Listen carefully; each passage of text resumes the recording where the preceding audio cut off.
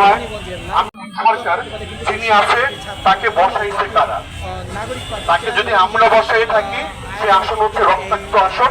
সেই রক্তাক্ত আসনে বসে যদি এখনো স্বৈরাচারী সরকারের প্রেতাত্মাদের যদি শেল্টার দিয়ে থাকে, এখনো স্বৈরাচারী সরকারের প্রেতাত্মাদের কথা যদি শুনে থাকে, এখনো স্বৈরাচারী সরকারের প্রেতাত্মারা যদি বিভিন্ন আসনগুলো নিয়ে বসে থাকে, সেক্ষেত্রে এই ব্যর্থতা আমরা পুনরায় আবার মেনে নিতে পারবো না।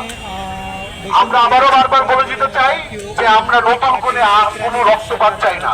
আবারও যদি আপনারা ওই আওয়ামী লীগের প্রেতাত্মারা যদি আবারও বাংলার মাটিতে রক্তপাত ঘটাইতে চায়, কারণ এখনো আমাদের বুকের ভিতরে সেই ভাইদের, সেই নিহত ভাইদের রক্ত লেগে আছে।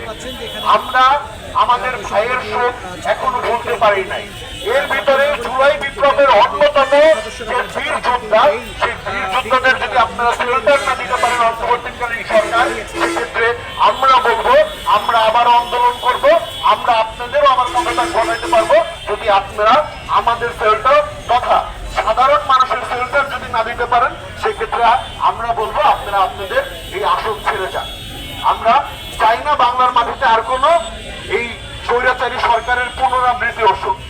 আপনারা জানেন যে কেরানীগঞ্জ থেকে আমরা একটা এই স্বৈরাচারী সরকারদের মানে এই স্বৈরাচারী প্রেতাত্মাদের যারা হচ্ছে জুলাইতে আমাদের উপর গণহত্যা চালিয়েছে এবং তাদের নিয়ে আমরা প্রশাসনিক লোকদের সাপোর্ট চাচ্ছি, আমরা ওরকম ভাবে পাচ্ছি না। আমরা হলফ করে বলতে চাই যে বা যারাই যত বড় শক্তিশালী লোক হোক না কেন, এই স্বৈরাচারী প্রেতাত্মাদের যদি আপনারা শেল্টার দিতে চান, আমরা আবারও যুদ্ধের ময়দানে নামতে প্রস্তুত না। আমরা সবাই প্রস্তুত? আমরা কি আওয়ামী লীগ দেখতে চাই? বাঁশের লাঠি তৈরি করো, আওয়ামী লীগ নিষিদ্ধ করো, ইনকলাব জিন্দাবাদ।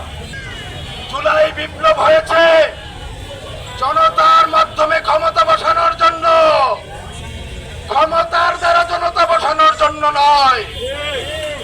জনতাই হবে আমাদের নতুন রাজনৈতিক বন্দোবস্তের বৈধতা।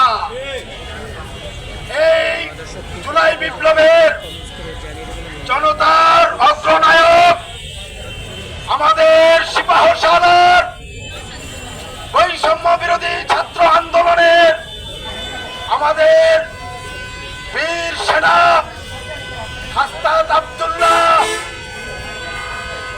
তাকে গত রাতে গাজীপুরের জয়দেবপুরে পতিত স্বৈরাচারের আওয়ামী সন্ত্রাসীরা তাকে তার গাড়ির উপর বর্বরচিত নৃশংস হামলা করে হত্যার উদ্দেশ্যে। সেই হত্যার উদ্দেশ্য ছিল আমাদেরকে নস্যাৎ করে দেওয়ার। কিন্তু বলে যাবেন না, এই জুলাই বিপ্লব হয়েছে নতুন বাংলাদেশের অঙ্গীকার নিয়ে। এক হাসনাত আব্দুল্লাহ চলে গেলে কি হবে? সারা বাংলাদেশে লক্ষ লক্ষ হাসনাত আব্দুল্লাহ জন্মে আছে।